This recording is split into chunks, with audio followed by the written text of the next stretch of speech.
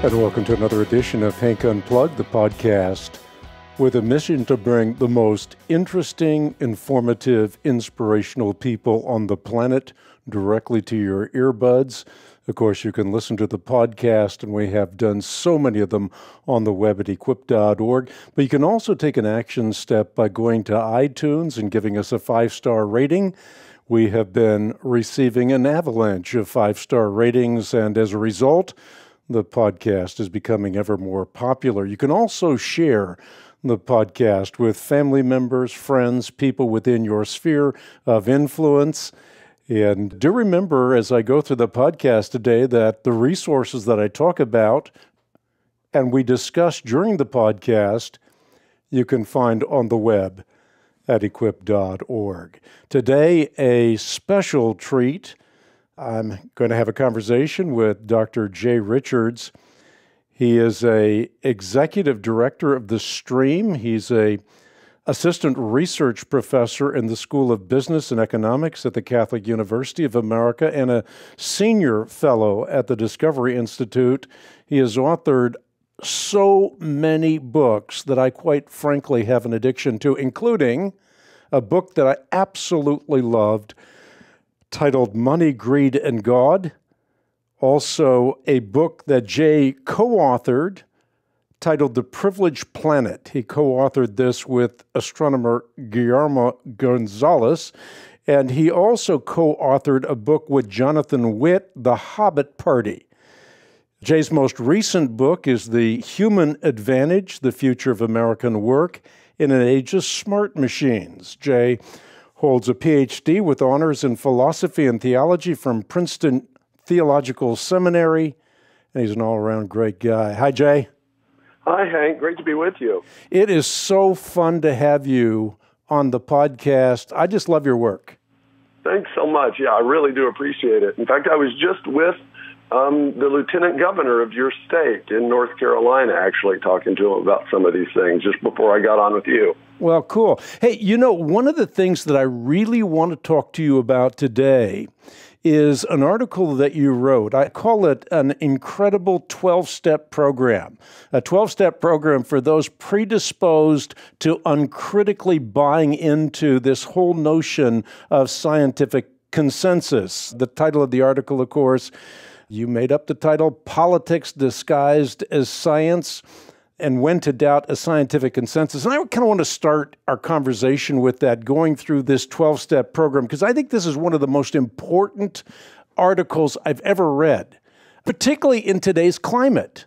And it's a necessary 12-step program for all of us because we are sort of coerced into believing in evolution as a scientific consensus, or climate change, or the myth of the Andalusian paradise, or growing movement towards consensus in the field of artificial intelligence. So I think it's really important for people to get this 12-step program in their minds. And quite frankly, after I saw it, I practically memorized it. I think it's that good. I think it's that important. The first thing that you came up with in terms of when to doubt a scientific consensus is when the consensus claims get bundled together. So you have a whole bunch of claims that get bundled together, and you buy into uncritically wheat that is mixed with chaff. No, that's right, and that's always the dilemma. I use climate change as the kind of example, essentially, in the article, but it could, as you said, you can apply this to Darwinism, you can apply it to really any intellectual orthodoxy.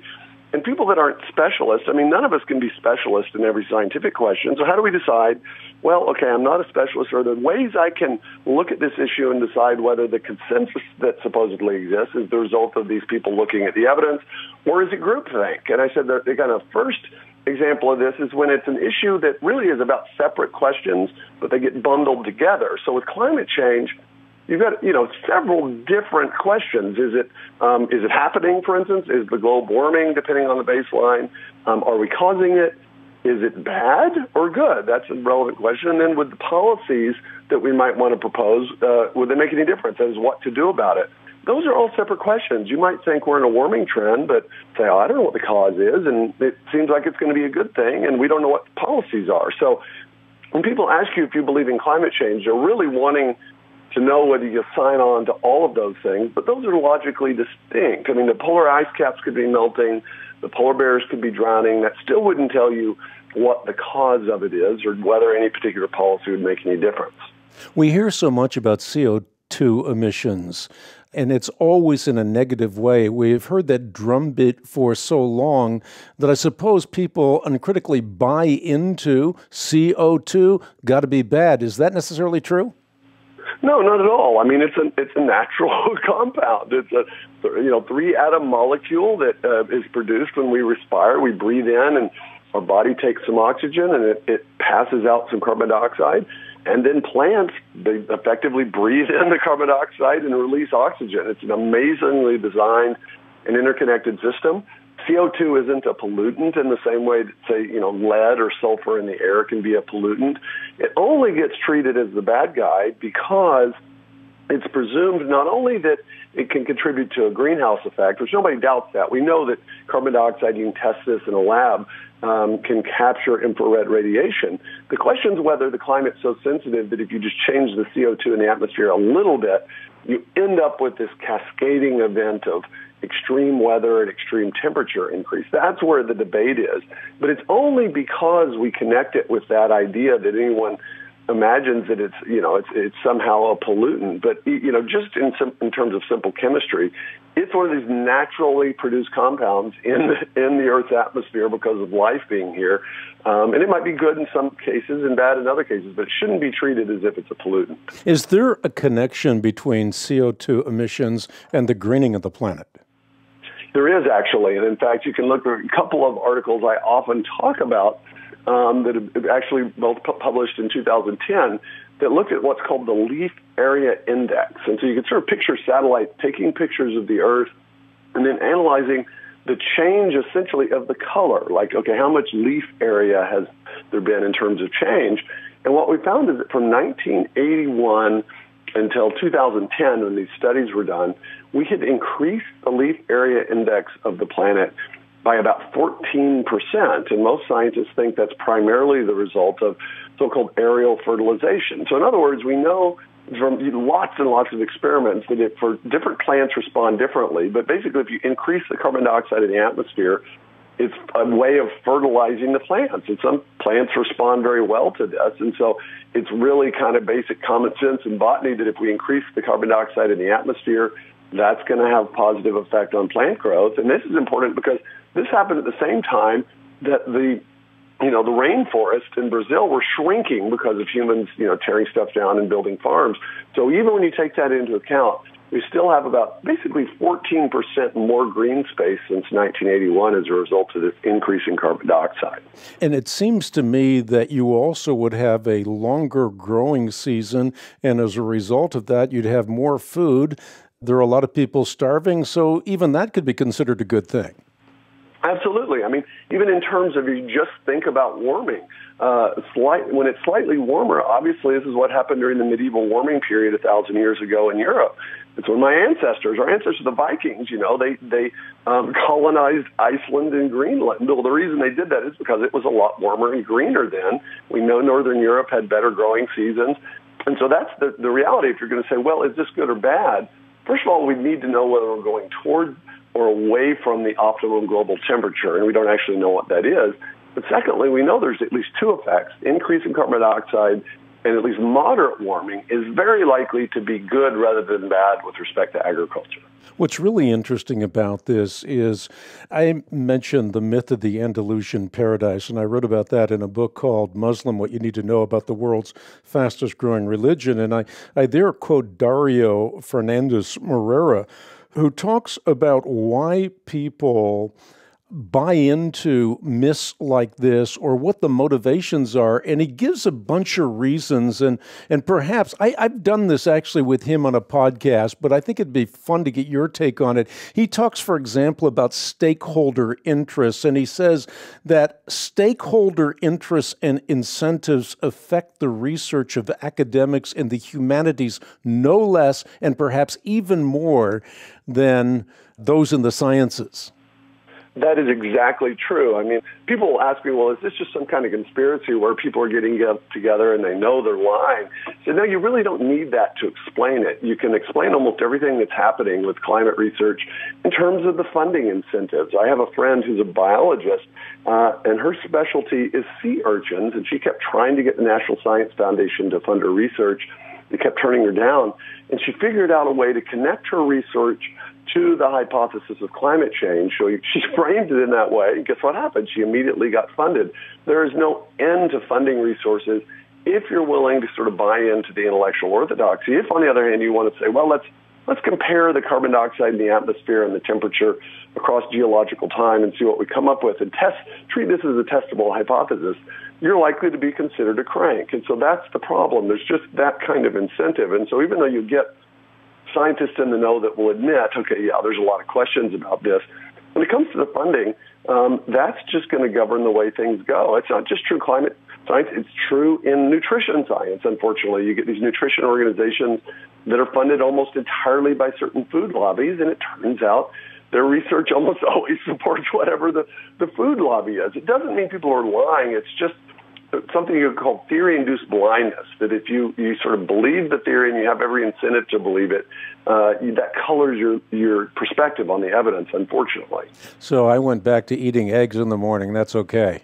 Mm-hmm. Absolutely. In fact, completely forget almost everything you've been told about fat. Don't worry about it. You know, the other thing that Dario talks about is motivated blindness, which inhibits an individual's ability to perceive what he calls inconvenient data. Yes, absolutely. And that certainly is the case when it comes to climate science. I mean, famous dendrochronologist Michael Mann, he's the guy that became famous or infamous for the so-called hockey stick diagram that played a key role in the UN report in 2001. And it purported to show that we were in the process of this really unprecedented exponential increase in temperature. But then when they looked at the data, I mean, he's a dendrochronologist, which means that he studies, he's trying to calculate past climate based upon tree rings. That's what the dendro refers to.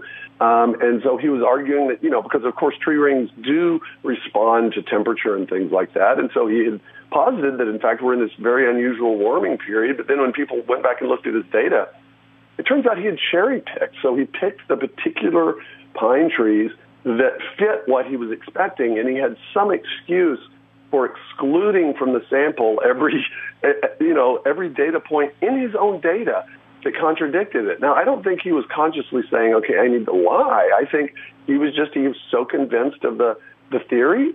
He was looking for the evidence for the theory, and so he was able to come up with rationalizations that then become obvious to anyone looking at it from the outside, because it's exactly what you don't want to do as a scientist. You want to look at the data set and test your theory against the data set. You don't decide the theory is true ahead of time and then prune the data set to fit the theory. And so as a result, in 2007, the UN dropped that study unceremoniously. Mann is still defending it, but pretty much everyone in the know knows that now that data was sort of useless. Something else I ran into really early this morning when I was reading the newspaper, I was reading National Review, and it reminded me of shoddy research by research professors that gets repeated by journalists.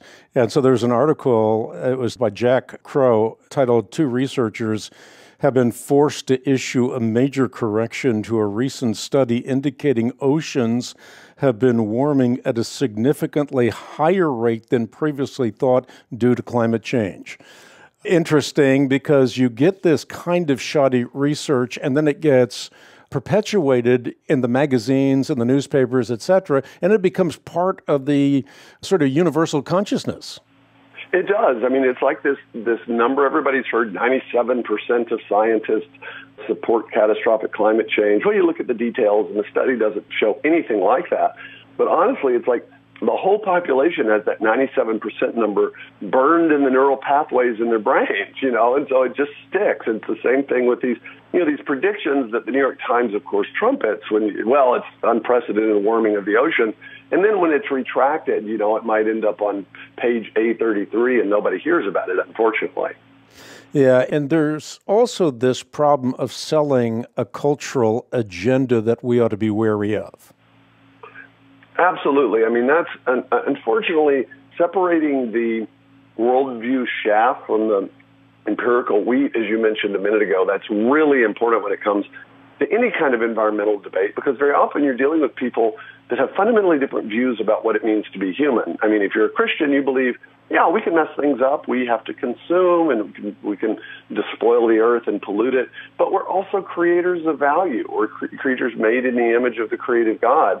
And so there's, we can be the problem, but we can also be the solution. But if you think, well, we're just basically parasites or cockroaches, and everything we do is bad. Anything we do to change the natural environment must be bad. Well, if you think that, pretty much anything we do to affect the environment is going to be treated as if it's some kind of violation of the law of nature. And so that's why you have some kind of radicals in the so-called deep ecology movement that really, I mean, their ideal would be a planet without any human impact at all. I'm not saying all environmentalists think this. That's certainly not true.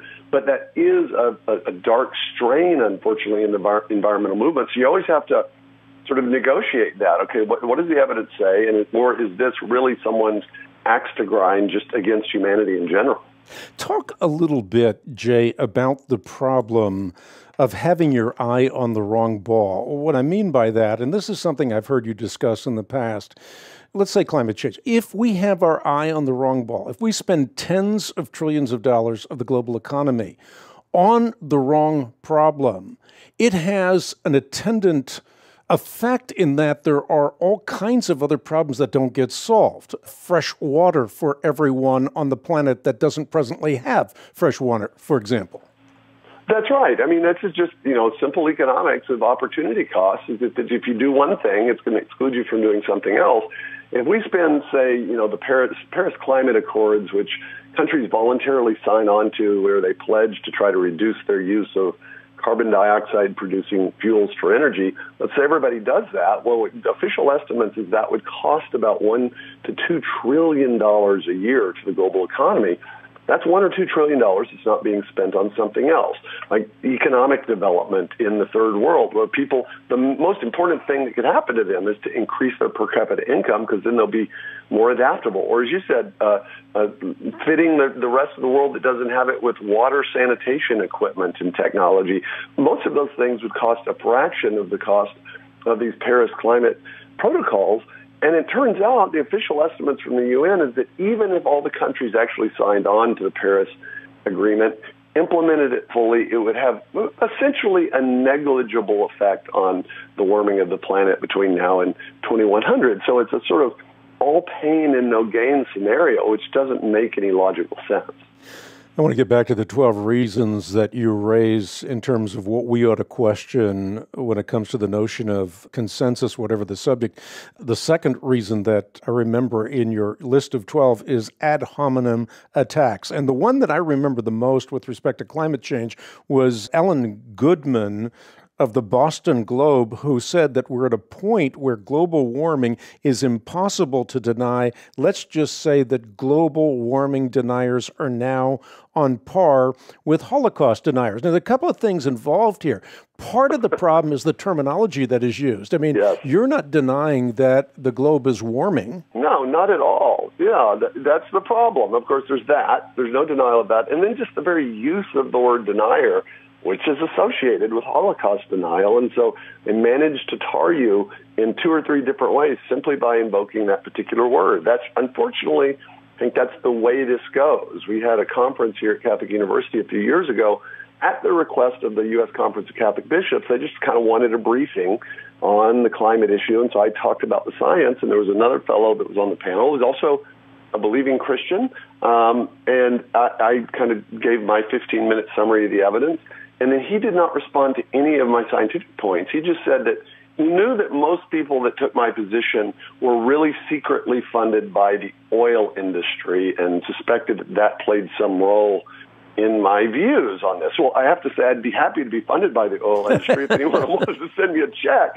But it had nothing to do with that. And, of course, it was a mistake on his part because he was on a university campus with philosophers in the audience. And one of my colleagues said, wait, are you saying that Jay's views are determined by funding from oil companies? Is that really what you argued? But see, this is kind of reflexive, unfortunately, because people don't want to talk about the nuts and bolts. It's almost like if you get them talking about the science, they feel like you've gotten them off track. They assume that if you disagree with them, it must be the result of bad faith. It must be the result of some evil motive. You can't possibly just look at the evidence and come out differently on the interpretation. So what about that? I mean, how do you get people to think critically?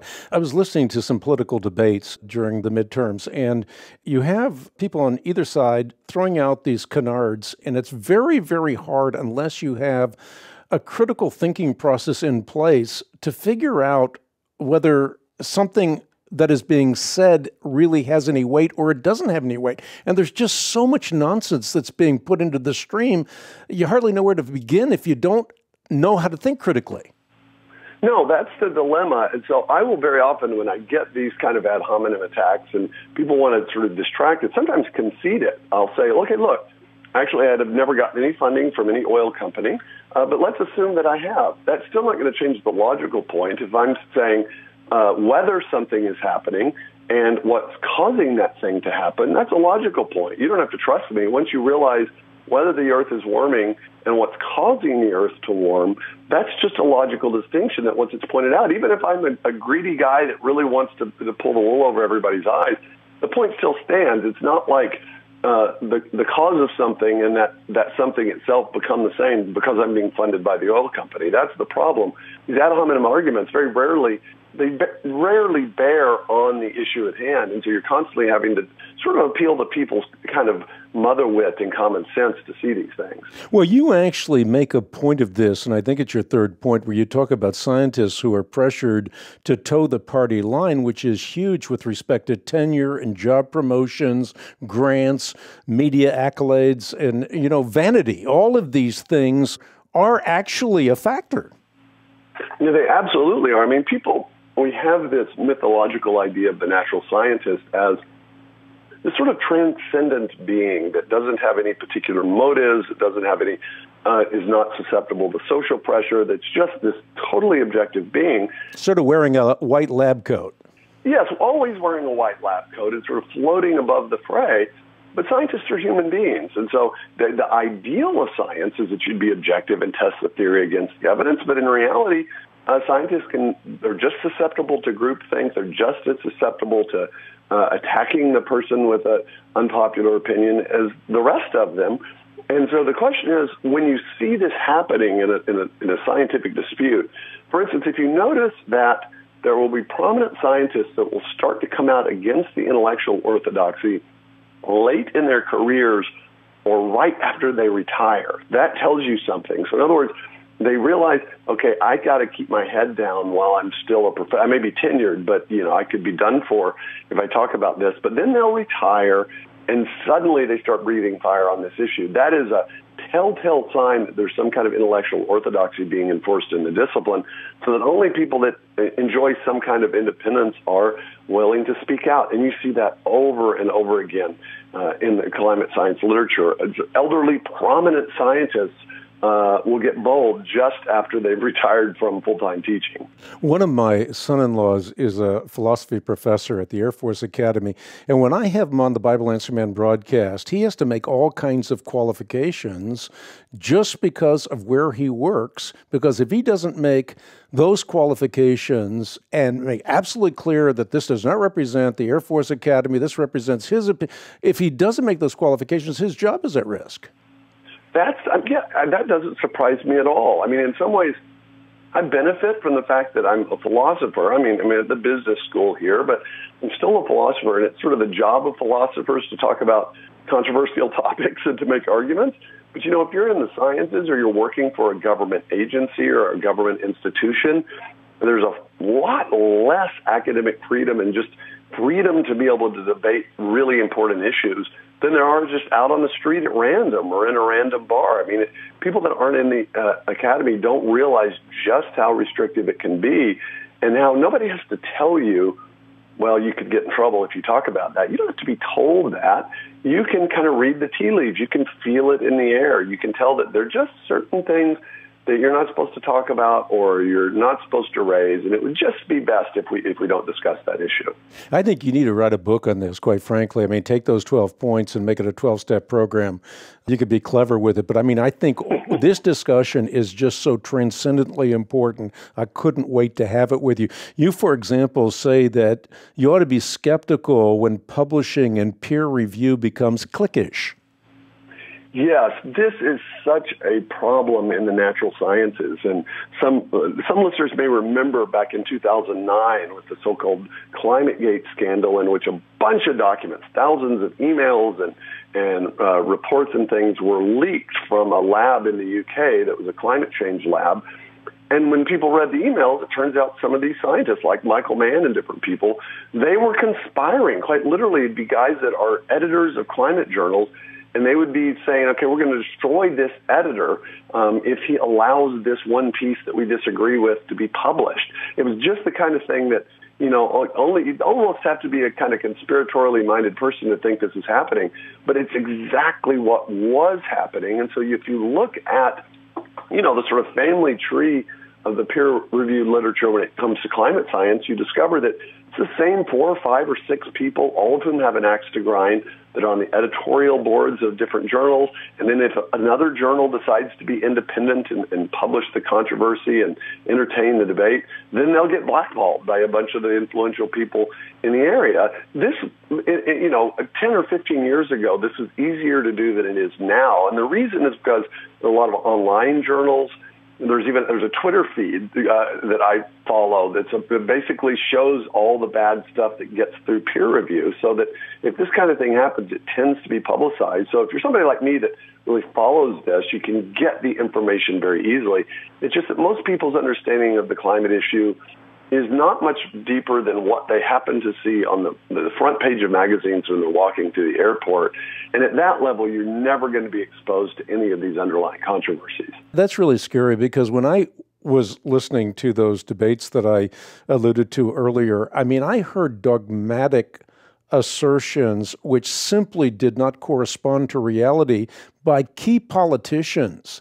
And so it's kind of frightening when you think about the people governing the land, legislating. They don't really understand the issues at all. They only understand the narrative.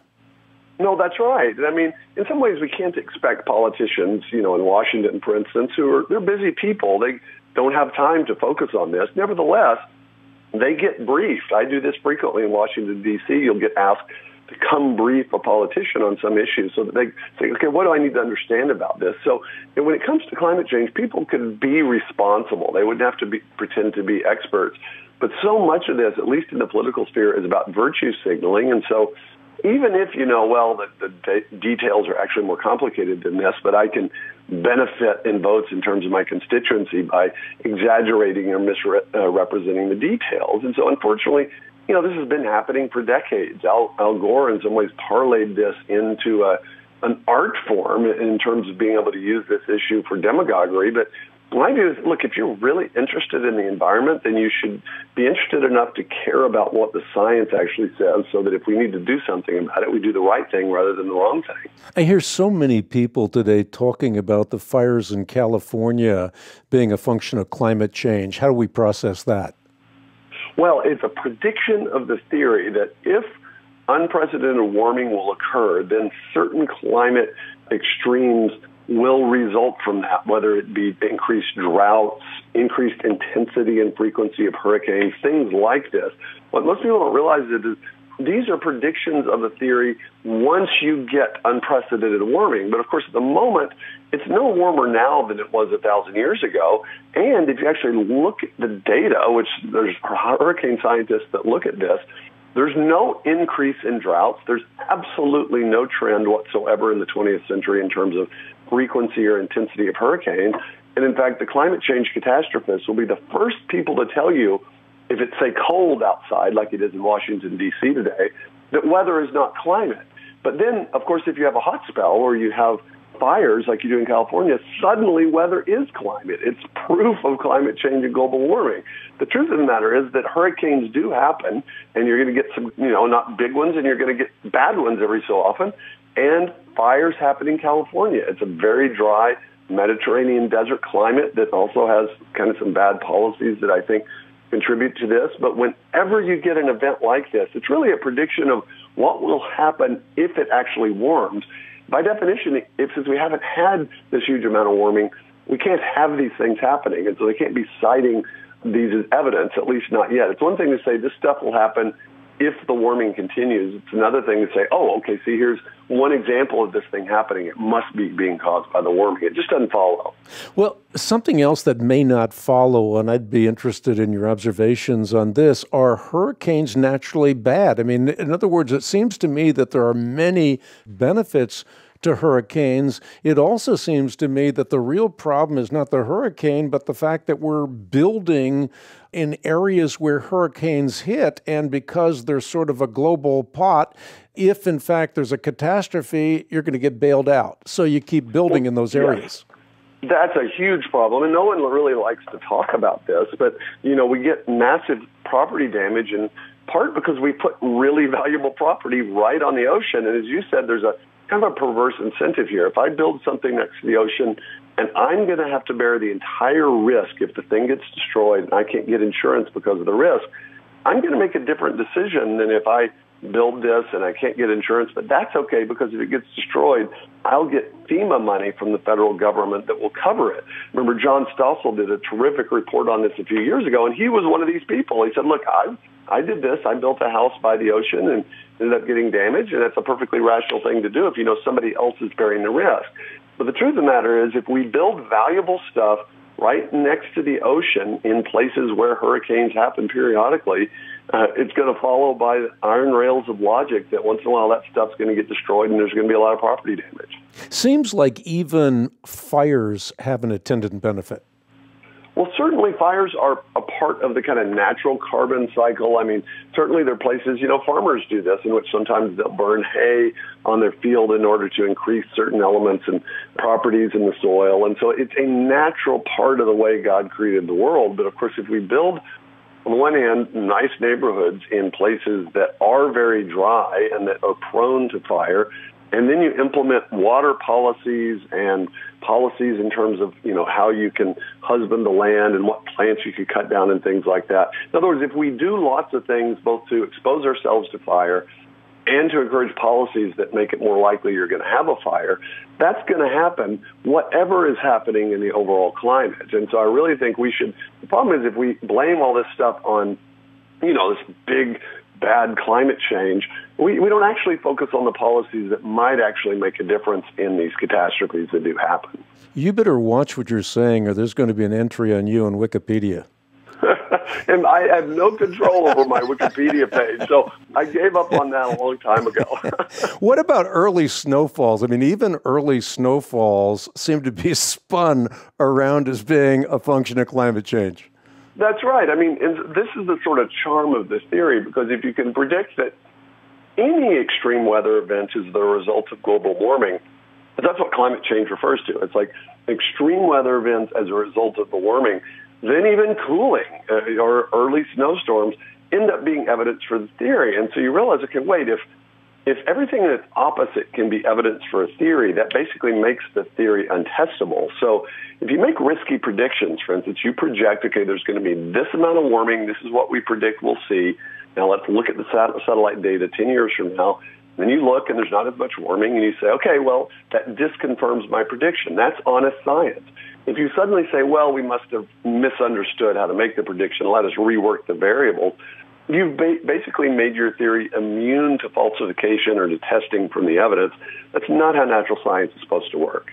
You talk about the peer review process as one of your points, and make the point that dissenters are often excluded, and that, in some great sense, invalidates the process to begin with, I would think.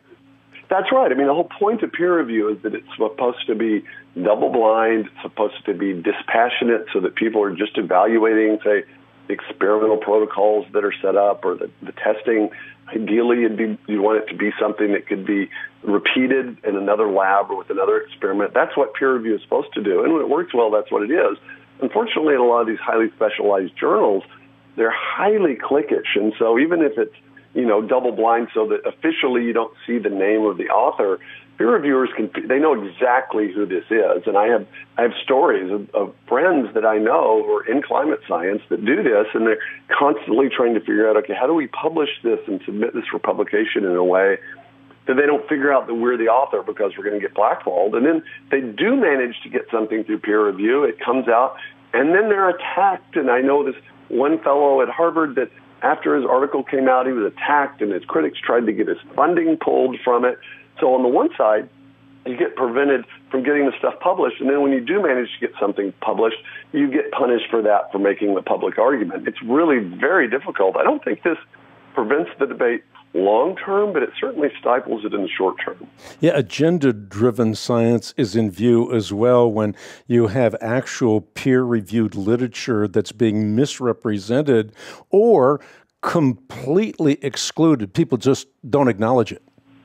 No, that's right. I mean, because that's the funny thing. Even though there's so many sort of difficulties with the peer review process, there's lots and lots of peer-reviewed data and articles with data in them that suggest that, look, at least with respect to climate sensitivity, there's just a heck of a lot of stuff we don't know, and there's a legitimate scientific debate. But it's complicated. I mean, people don't know the difference between the sensitivity of the climate to CO2 and the climate feedbacks that can either enhance the effects or mitigate and dampen down the effects. It's kind of complicated, and so people don't kind of get what the debate is about.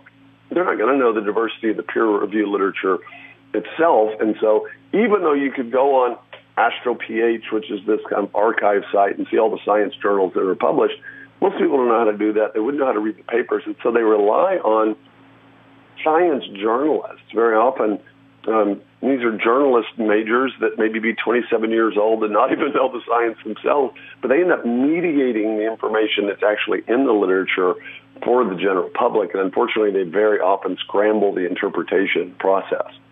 I love your seventh point for a lot of reasons. Number one, it was easy to remember because 7 is the number of perfection, and this is your 7th of the 12-step program. And that's where you talk about consensus being declared before consensus even exists. And you give, I believe, Al Gore is a classic case in point.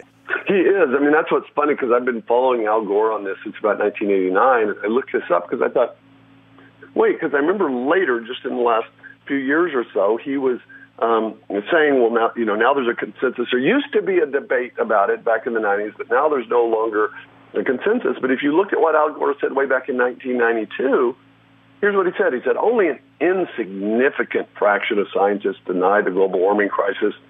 The time for debate is over. The science is settled. This is what he was telling us.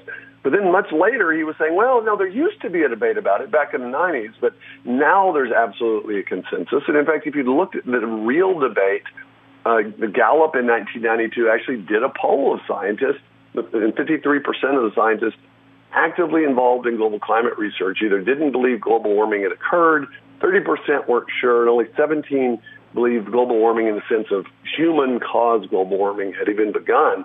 And that makes perfect sense because the reality is if you look at the average global temperature going back over 1,000 years or 2,000 years, there's a huge amount of variation.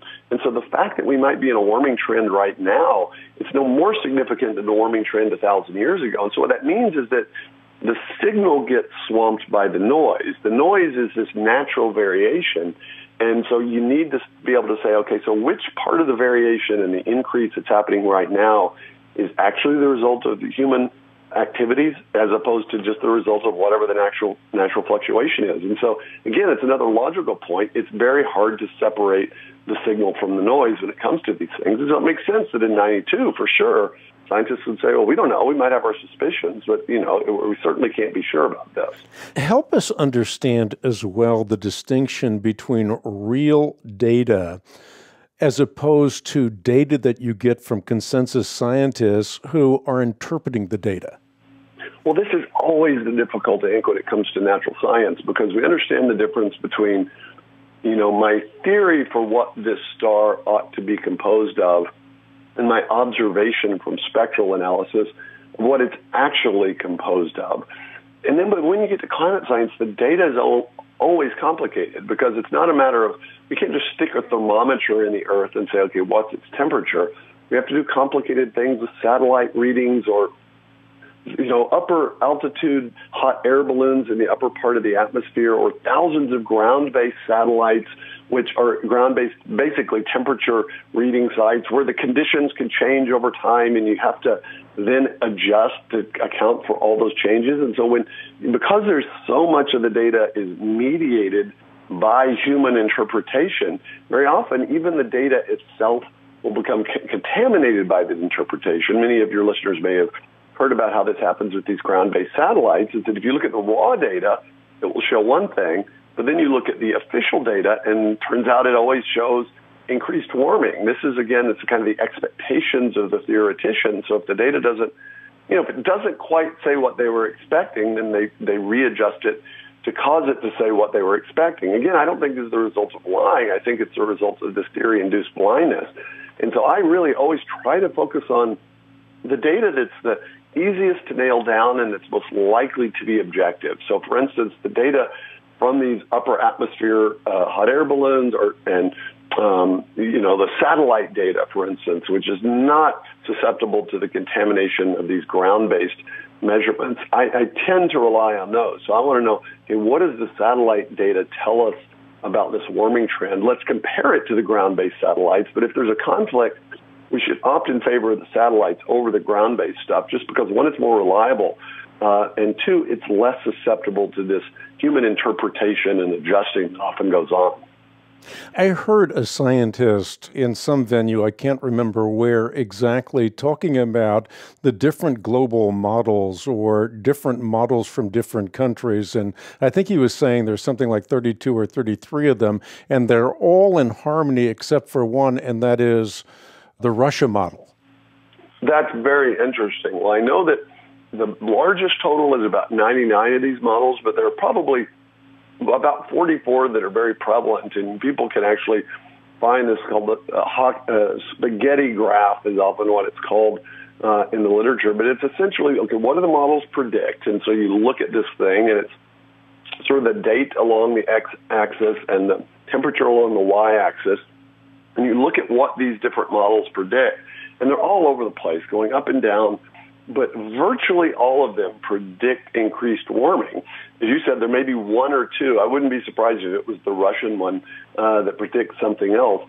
But then you overlay the data that I talked about a minute ago. So the satellite data that's from the University of Alabama, Huntsville, and then this data from the upper atmosphere balloons called RSS. What you find is that the theoretical predictions all predict about twice the rate of warming that's actually being observed. So if you take all those 44 models and say, okay, what's the average of what they're predicting? They predict about twice as much warming as we're actually observing. And so that suggests that they're plugging in some variables, in particular feedback mechanisms that they're assuming are positive, which means they think the feedback amplifies the effects of the natural warming of the CO2. This suggests that either we don't know what all the feedbacks are, or some of the feedbacks that are counting as positive are actually negative, which means that they would essentially help mitigate the effects of the warming. And so that's really, honestly, that's where the whole debate is. It's this question about which climate feedbacks are positive, which are negative, and maybe that they balance each other out, in which case we can just talk about the warming of the CO2 itself, which is not that significant by itself. It's the CO2 plus the feedback that is leading to all these catastrophic predictions. But, I say, look, if you've got theoretical models based on assumptions and you've got observations and they can contradict each other, go with the observations and adjust your models accordingly. Don't stick with the models and ignore the observation. I think we're around the 9th point in your 12-step program, but you say something to the effect of better watch your wallet when you hear someone say science says or scientists say. These monikers have become part of our language, but we ought to be very, very wary of them. Absolutely. In fact, Hank, I think I've heard you talk about this. Look, science is an institution. It's not an agent. It doesn't talk. It doesn't have an opinion. Scientists say things. Scientific organizations might issue press releases, but science doesn't say anything. And so very often when I hear science says, I'm always suspicious because I think, okay, well, it's a covering term to prevent me from asking the question, okay, which scientists? What's their expertise? Why should I believe them and not some other scientists? Because that's on almost any really controversial debate. There are going to be some scientists that say one thing, some that say the other. That doesn't mean we should be relativists. There might be a correct answer, and some are right and some are wrong. But science says that that's the locution that you hear with respect to a subject. It's sort of one other piece of evidence that if you add that to some of these other signs of suspicion, I think you can start to feel justified in doubting the supposed consensus. Yeah, and speaking of consensus science, you have to really worry when consensus science is being used to justify dramatic political or economic policies. And I think that's probably, again, one of the highlights of the 12-step program.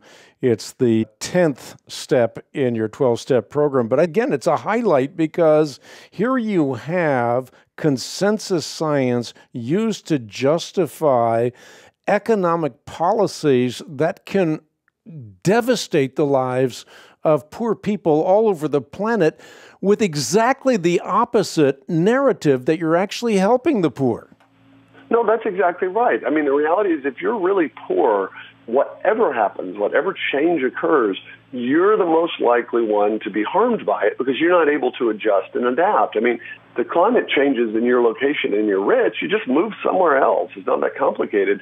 If you're in Central or South America and you've got the whole place dries up or something and you're a farmer, probably don't have a plan B. And so we really need to be careful and exercise our prudential judgment really carefully when we're thinking about these policies. But, I always say, look, why is it that, we don't look to the United Nations to help us figure out things in chemistry or to the United Nations to solve particular types of cancer? Why would we assume that the United Nations is going to be the go-to source of information when it comes to climate science issues? There's no reason to assume that.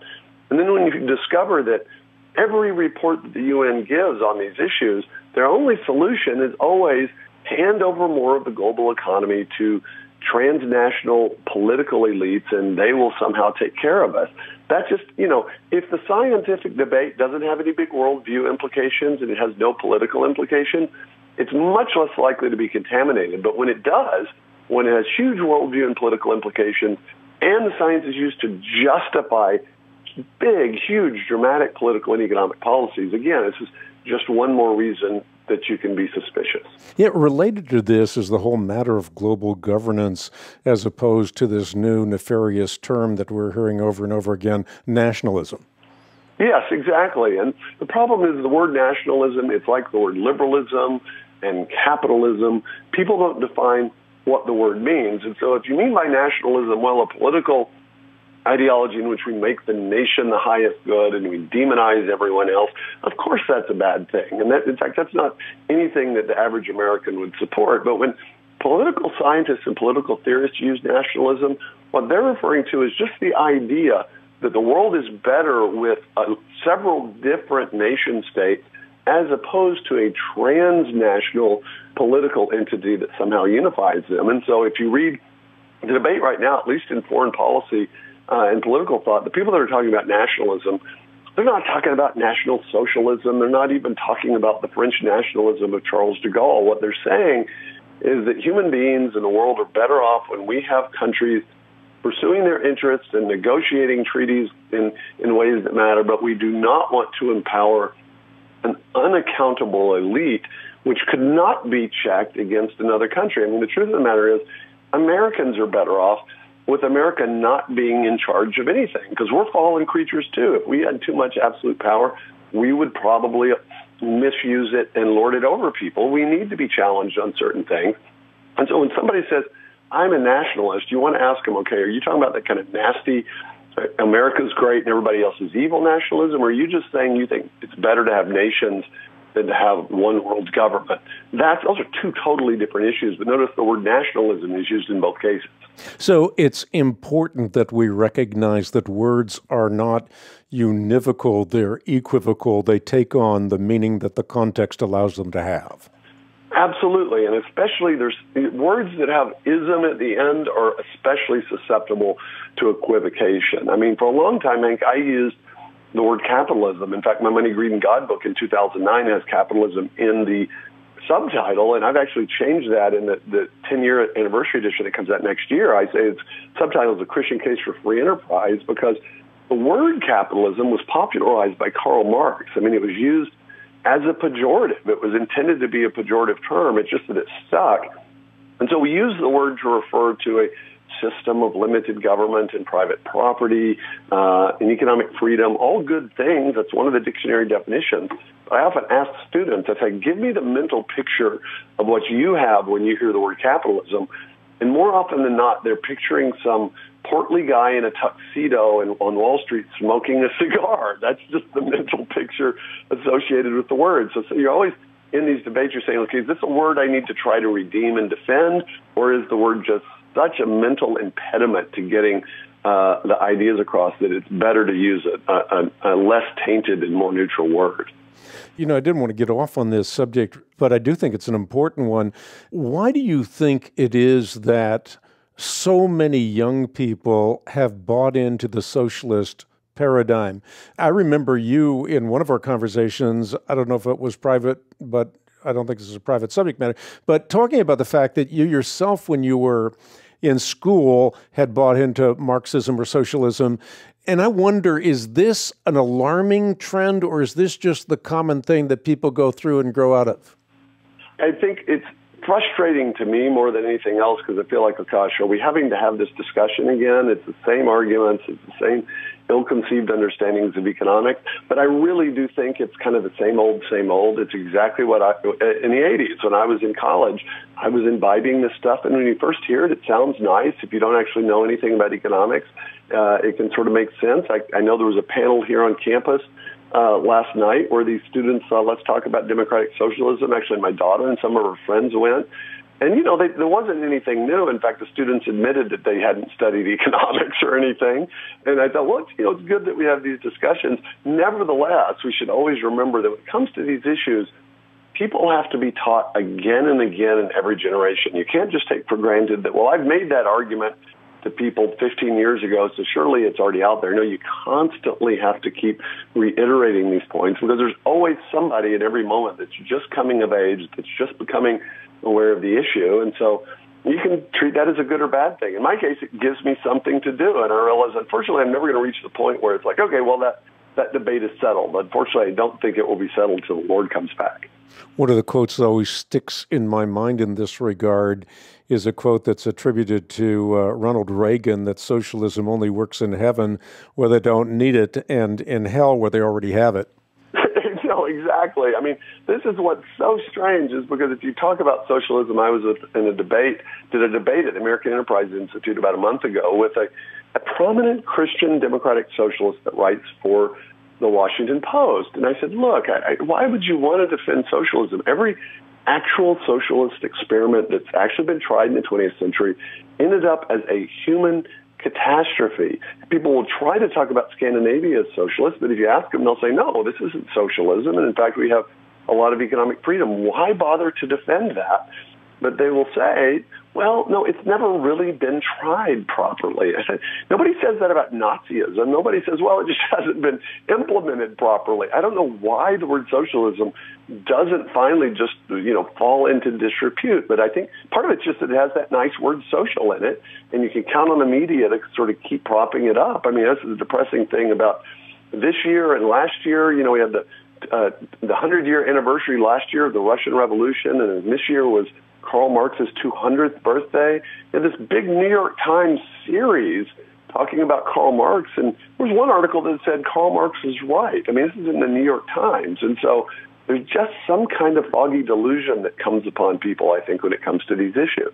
I think the book Money, Greed, and God is must reading, and I want to let everybody know you can find the book on the web at equip.org, and it's always available for those who support the Christian Research Institute. You mentioned the journalists, and that's your 11th point, that consensus oftentimes is maintained and supported and goaded on by an army of water-carrying being journalists. And I'm really interested in the social dynamics of that as well. Why is it that we have so many journalists that don't seem to be able to think critically, that just go? Is it because they're lazy? I mean, what's going on? I think it's honestly, more than anything, it's a sociological reality. For whatever reason, people that are left of center very often want to go into journalism. You'll get conservative students and they say, well, I'm going to major in finance or in mechanical engineering or something like that. For whatever reason, many people on the left part of the spectrum say, I'm going to go into journalism. They want to tell the truth. They tend not to know anything about this issue. Maybe they had one bias science course in college.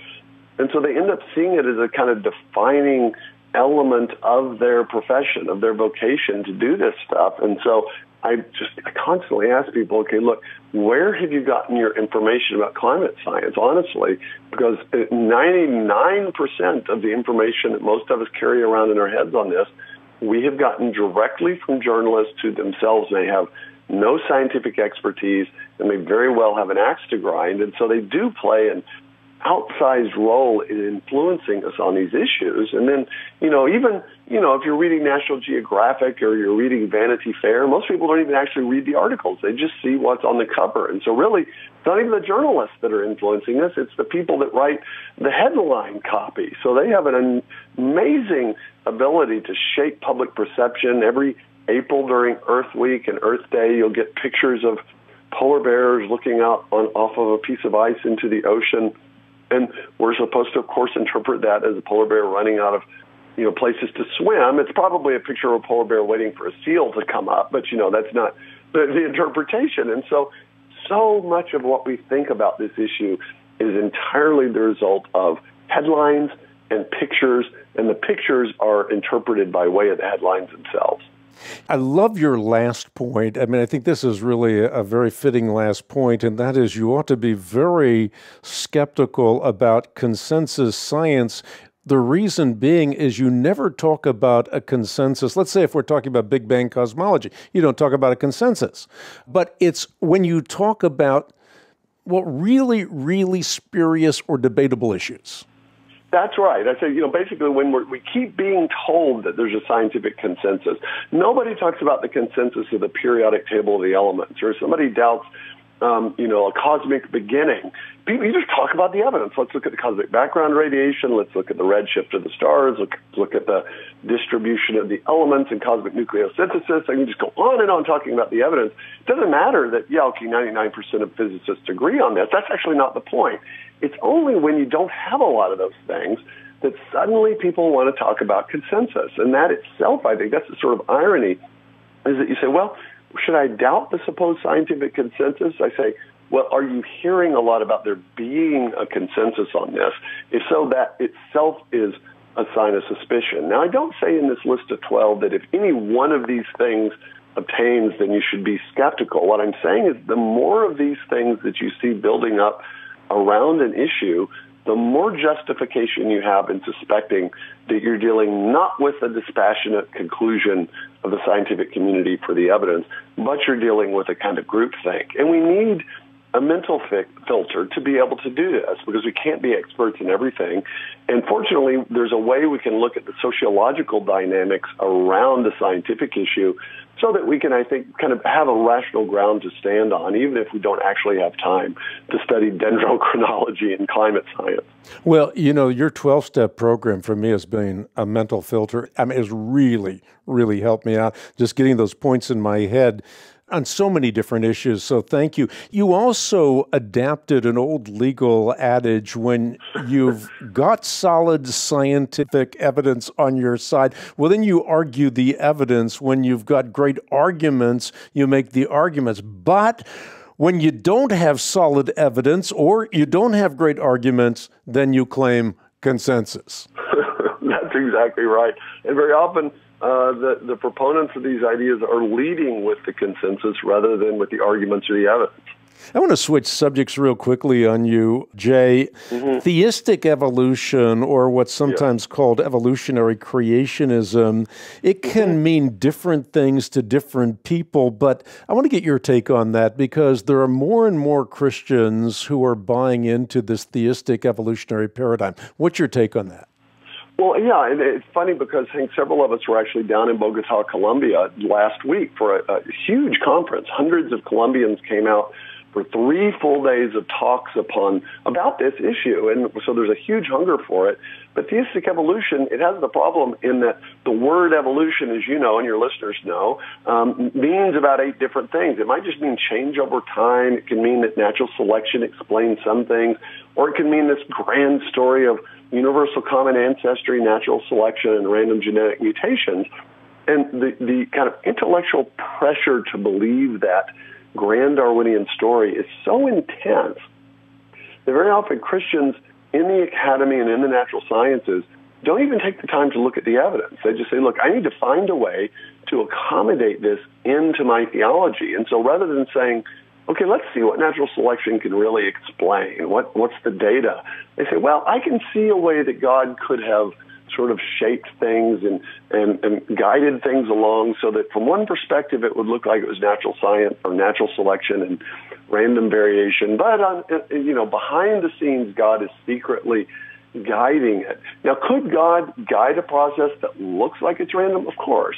On the other hand, that's not what Darwinists mean. When they're talking about a random process, they don't just mean that it looks random that's really designed. They mean it's random in the sense that it doesn't happen for a purpose. And not even God can guide an unguided process. That just doesn't make sense. And in fact, I don't think there's any good reason to think that guided genetic mutations would give you very much. I don't think you can get from one organism to the other, even with guided mutations. It's just not going to work. And so, a lot of the time I spend on this. Like, I'm not interested in whether you could reconcile the appearance of randomness with God's providence.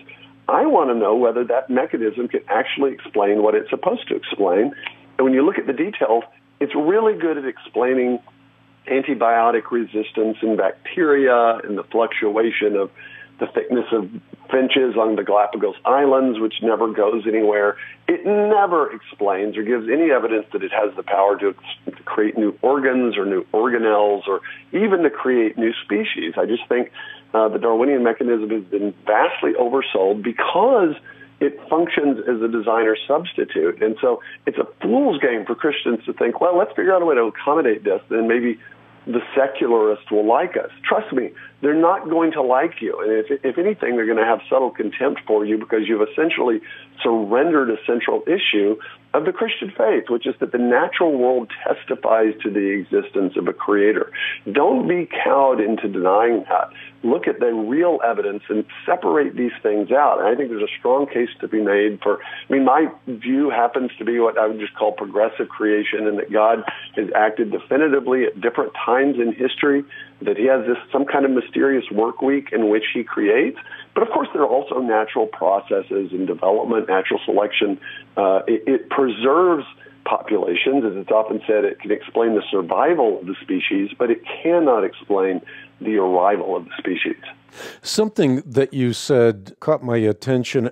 Earlier on, you were talking about how people really don't read the articles themselves, or they skim the articles, but the headlines really make the difference. And I think in the same sense with respect to evolution, they've really won the war in, well, that's a debatable subject whether or not they're winning the war. But the point is they're really winning with the icons of evolution because the icon becomes the argument. It does. This is why it's so powerful when Jonathan Wells wrote that book, The Icons of Evolution. I was with him, by the way, in Colombia last week. Is it just that picture of the peppered moths on the tree trunks, or those comparisons of vertebrate embryos which purport to show that early in the developmental stage of embryonic development, all these organisms look like they're exactly alike, and it's supposed to recapitulate the kind of evolutionary history of these beings.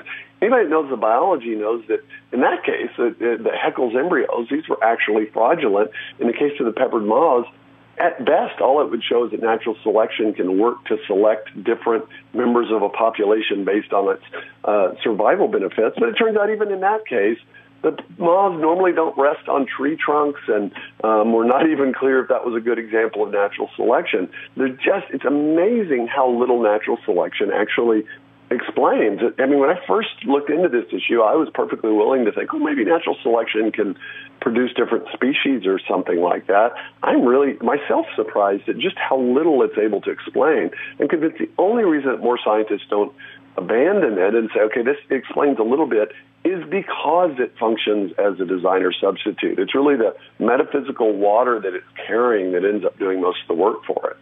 When I listen to you speak, I oftentimes think about the plasticity of the brain, the fact that the more you know, the more you can know. It's absolutely amazing, the breadth of knowledge that you have. Well, in some ways, I say I'm a shameless generalist, and so I'm really interested in the intersection of issues. I mean, I did theology, and then I ended up specializing in philosophy.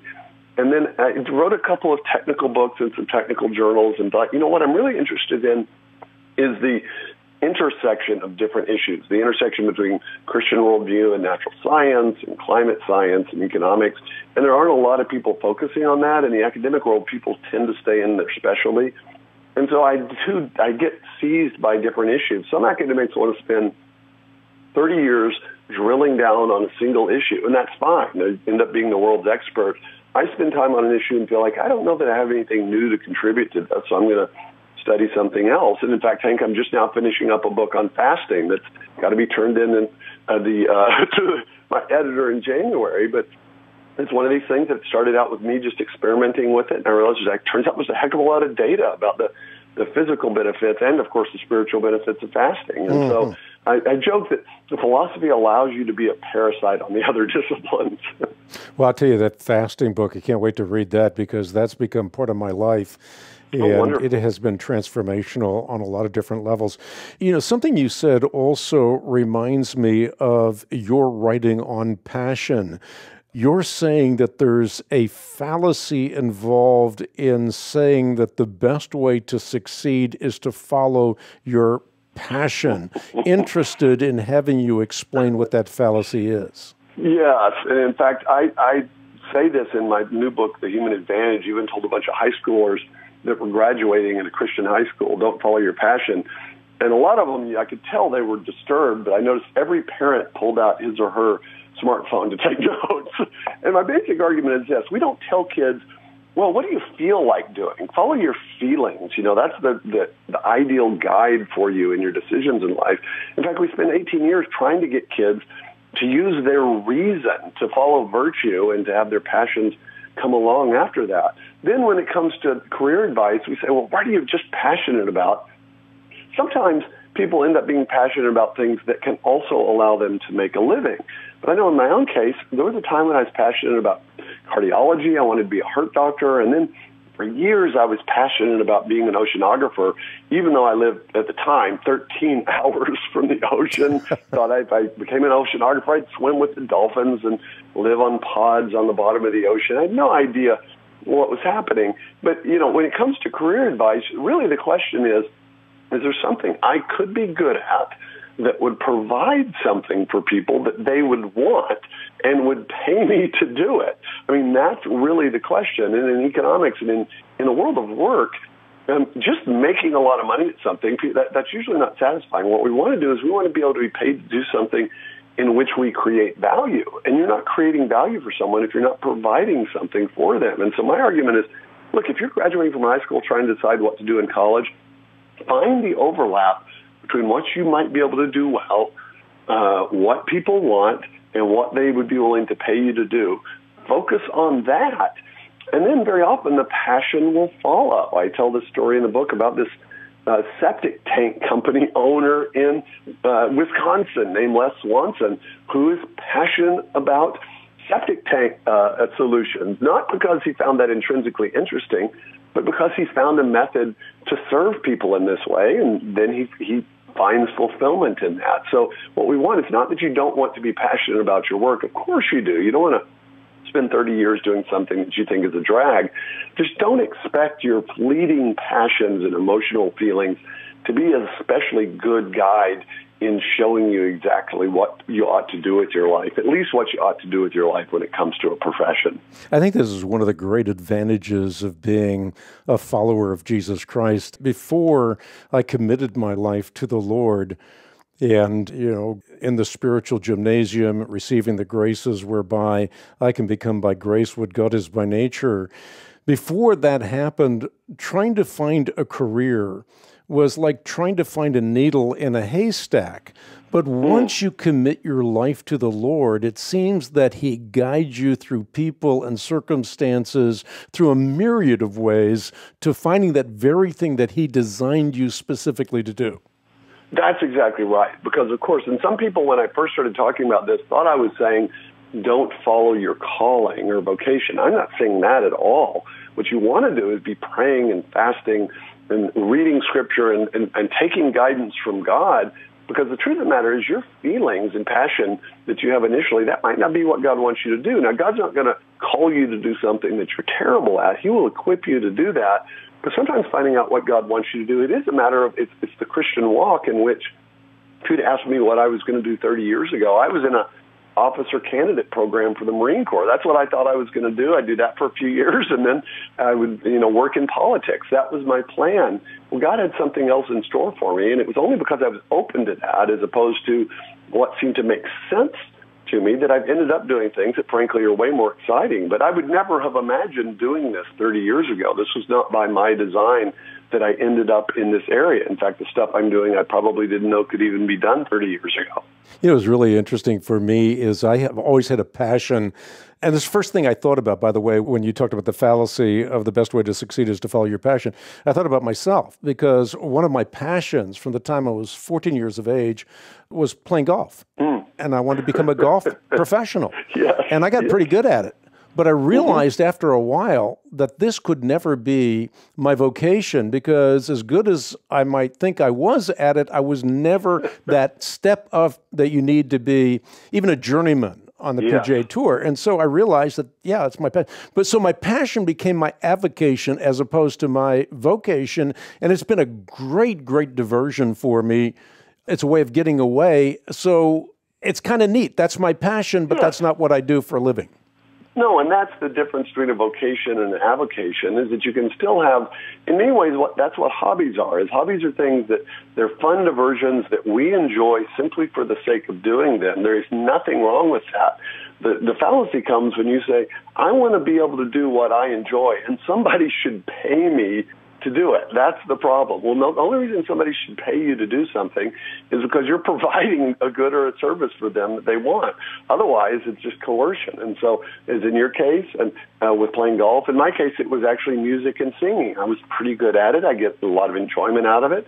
It was clear this was never going to be a career. And so at some point, you want your kids to be mature enough to be able to figure out, okay, this is fun, but this is going to be a hobby. This is going to be a side diversion or an avocation. This isn't going to be the way that I provide for myself and my family.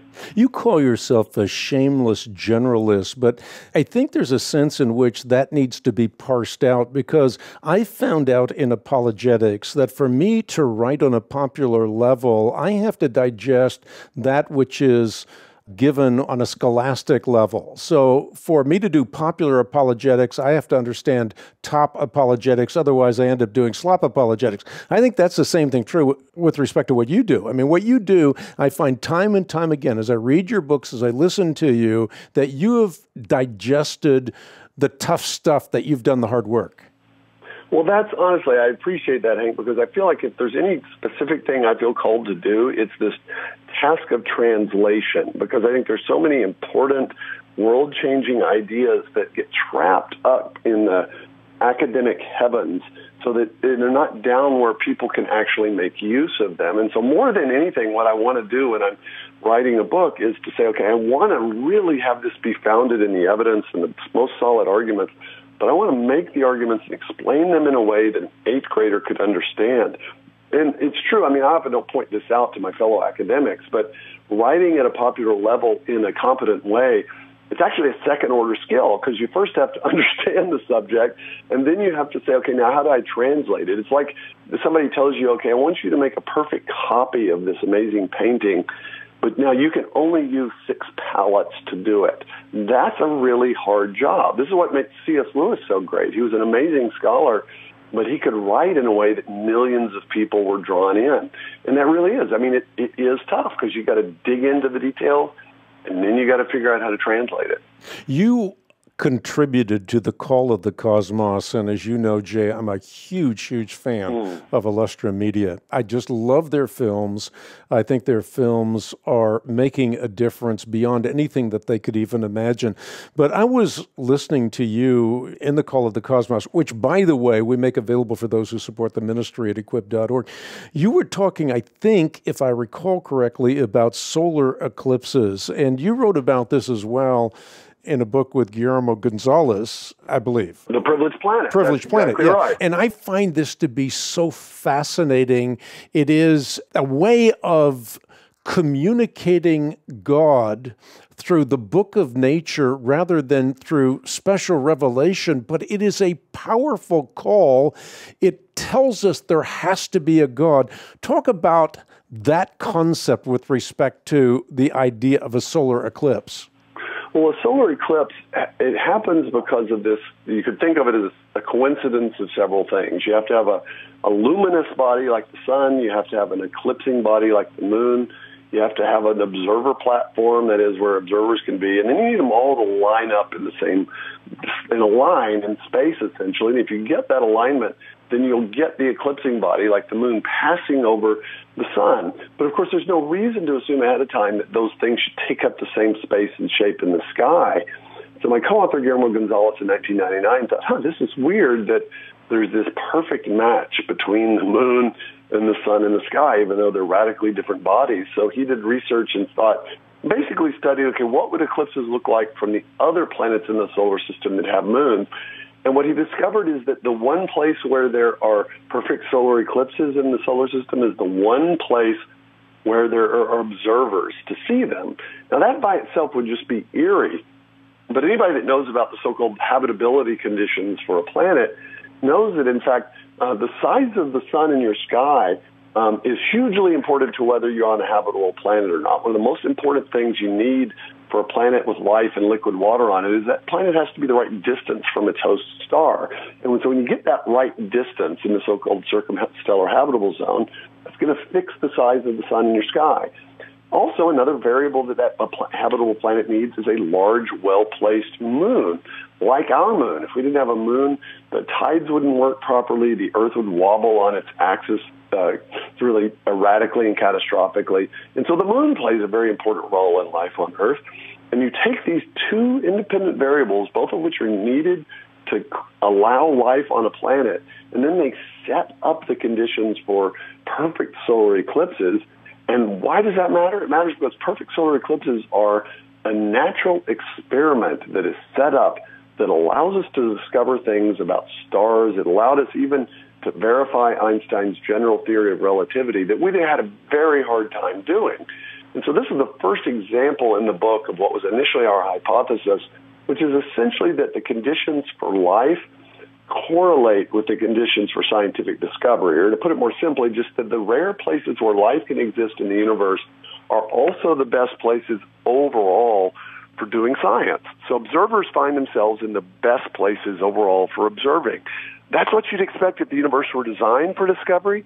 It's not what you would expect if we're just a sort of result of this kind of blind process of natural selection and purposeless impersonal forces. You know, this is probably the subject of another podcast in the future because I have to confess I haven't even read the book yet, although I have skimmed it. The Human Advantage, the Future of American Work in an Age of Smart Machines. As I understand it, the overarching myth that you're targeting in that book is the idea that machines are soon going to replace people. That's exactly it. I mean, I have a friend who read the book, and she didn't know the issue, and she explained it to about 30 people. And she said, well, Jay's argument is essentially that machines aren't going to replace us because we're not machines. That's essentially the argument. So much of this debate about robotics and so-called strong artificial intelligence is really sort of metaphysics and anthropology in disguise. So if you assume that we're just machines made of meat, as Marvin Minsky once said, then you're going to say, well, look, if a blind process produced us as these thinking machines, why wouldn't we be able to design machines that literally think like we do? And then, we develop and outfit them with kind of robotic prostheses, and they end up being able to do things far better than we could do. So they don't just sort of enhance our productivity and our labor, they literally replace us. That argument only works if you assume that we're machines, because a machine can replace us only if we ourselves are machines. And if we're something more than machines, then whatever a machine might be able to do to sort of mimic certain activities of ours, it's not going to be able to literally replace us. It sounds, though, like the theory will catch out, because you hear so many people saying that the physical facts will fix all the facts, and they don't see us as body-soul unities. They don't perceive of a difference between the mind and the brain, for example, and therefore it seems to be easy for them to buy into the myth.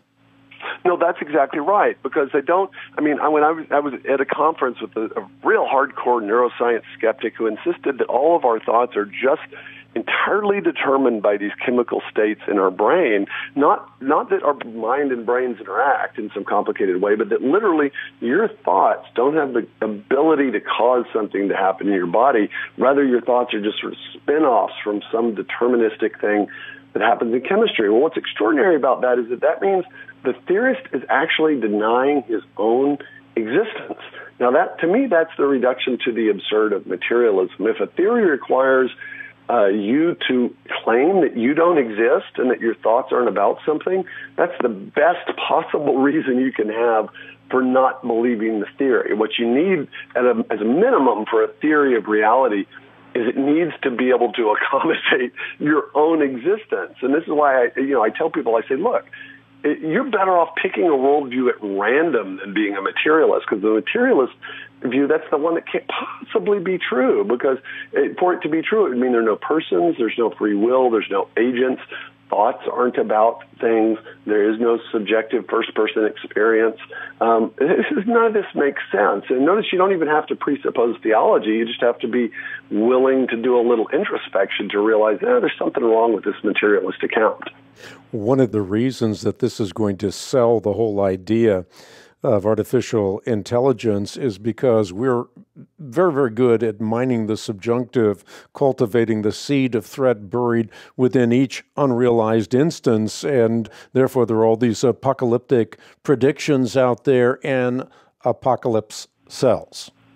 It does sell, and the reality is that's the needs of fiction and of science fiction often dictate this. I understand why every movie about robots and computers has to involve them becoming conscious. Because talk about a boring movie. Who wants to watch a 3-hour movie about the ship computer on Star Trek, right? It's like a glorified theory. It would be totally boring. So I get that. I'm a consumer of science fiction as much as the next person, but there is no reason to think that a computer, if we can get it working fast enough, is going to become conscious, than to think that a tractor that we can make big and strong enough is going to become an ox. They're fundamentally different kinds of things. And one is a machine that we make, one is an organism that we don't have the slightest idea how we would make one of those things. And in many ways, our job when we're talking about this stuff is just getting people to open their eyes, look clearly and carefully at what's actually happening. If you talk to the practitioners, people like David Ferrucci at IBM, who developed the amazing IBM Watson, which is the machine that beat the 2 leading champions at Jeopardy, people were talking about, Watson is going to be this conscious genius. And he said, that's not what's happening. We give it a lot of data, and it has the statistical algorithms, and it just figures out what answer is most likely to be correct. And we've gotten good at designing it to do that. But there's no thinking. There's no subjective consciousness. That's just not what's happening inside these machines. Probably getting close to wrapping up the conversation, but I think one of the things that probably bears mentioning before we do is your communication about the key to the future being a human virtue. That's right. I think a lot of people, when I first started writing and talking about this question of the future of work in an age of smart machines. In other words, when machines really do a lot of stuff, whether it be farming or working in factories or even driving our Uber cars around, that's going to happen. We're going to have machines doing that stuff. What is it that we're supposed to do? And people worry that everybody's going to have a master's degree in computer engineering. That's not actually true. No, I'm not saying don't do that. If you get a master's degree in computer engineering, you'll find a job. But the reality is that what we need to do is focus on those things that are most uniquely human. And what makes us human is this reality that we are persons with first-person subjective experience. We can choose to act by an act of the will in a certain way and decide I'm always going to show up on time. You do that enough, you become punctual, it becomes a habit. Keep at it, and the habit works its way back into you, in which you become a person who's punctual. You become, in a sense, more than you were before. That is a unique capacity of intelligent beings like we are. In fact, intelligent embodied beings like we are, to be able to develop those virtues. So my argument is that what we do is let's look at what sort of specifies the information economy, what sets it apart from other economies. Well, it grows exponentially, it's highly disruptive, it's digital, it's hyper-connected, and it's ever more informational. And then you focus on the virtues that will allow you to exploit those features. So in a highly disruptive economy, you want to be courageous and be willing to fail. In a highly exponentially growing economy, you want to be anti-fragile. In other words, you want to be able to benefit from failure. In a world in which you can create digital goods like videos online that don't deplete a resource, there's thousands of ways to supply people with services. So you need to focus on altruism and the ability to provide things that people want, to be able to be other-directed. So in other words, when machines are doing a lot of the stuff that they can do, that we could do, but that they can do, and in fact, by specializing, probably do better, that opens up an arena in which we will get to focus on those things that are uniquely human. In many ways, the kind of highly repetitive assembly line factory work of the 20th century. In fact, there were many socialists that complained about this. They said, this is people doing the work of machines. Even Adam Smith said that it's kind of dehumanizing if somebody's just having to do the same thing over and over 8 or 10 hours a day. Those are the kinds of jobs that will disappear, but that's going to create an amazing new opportunities. It's just that we have to adjust ourselves and develop and cultivate the virtues that will allow us to succeed in this new economy. Why should a Christian put this book in their system of priorities? They got to understand this issue of artificial intelligence, understand the issue of the human advantage, and the future of American work in an age of smart machines. I think it's important, especially for Christians, because this is one of the main challenges to human uniqueness. I mean, I know this stuff seems far-fetched, but if you hear about transhumanism, Ray Kurzweil, this idea that our bodies are just sort of these flawed structures, and that our greatest hope is to create technology that will be so amazing and it will be immortal, and we will be able to upload ourselves to new hardware and leave this mortal coil behind. In many ways, it's a kind of hatred and contempt for the body that God gave us. Christians believe not just in a kind of eternal life. We believe in the resurrection of the body, in which God is not just going to give us this wispy, ghostly experience. He's going to give us spiritual bodies. And so the body is a good thing that is part of what makes us who we are. We are unique spiritual material hybrids. And so in some ways, I consider this strong artificial intelligence and so-called transhumanism as an attack on human uniqueness and human embodiedness. And so even though in some ways I feel like I'm thinking 5 or 10 years out, but this is something we're going to have to deal with. You're going to have to deal with it economically, because machines are going to be doing a lot of the jobs we're doing, but it's also going to become a major front in the war and in the attack on human exceptionalism, and I think we'll see that happen in the next 5 or 10 years. You're one of the few people that I would recommend the book before even reading the book. Now, I have scanned the book, but let me just say this for everybody listening in. That book, available for your support of the ministry, check it out on the web at equip.org. Again, it's called The Human Advantage, The Future of American Work in an Age of Smart Machines by J.W. Richards. And Jay, you're just amazing, and I love these conversations with you. Oh, I'm so glad to be with you, Hank. It's really been a pleasure. And I'm just coming off a cold, and so I realized, oh, no, I hope I'm not going to lose my voice because I really want to do this interview. It's just great to spend this time with you. Well, you sounded great, and again, you're just amazing and deeply appreciated.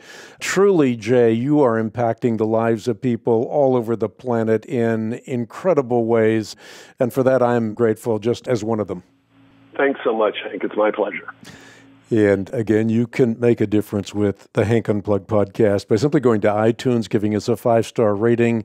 I made good on my promise once again to bring the most interesting, informative, inspirational people on the planet directly to your earbuds. So go to iTunes, give us a 5-star rating, and make sure you share the podcast with people within the sphere of your influence. Again, one of the places you can find all of the podcasts archived, including the previous conversation with Jay Richards, is at equip.org on the web.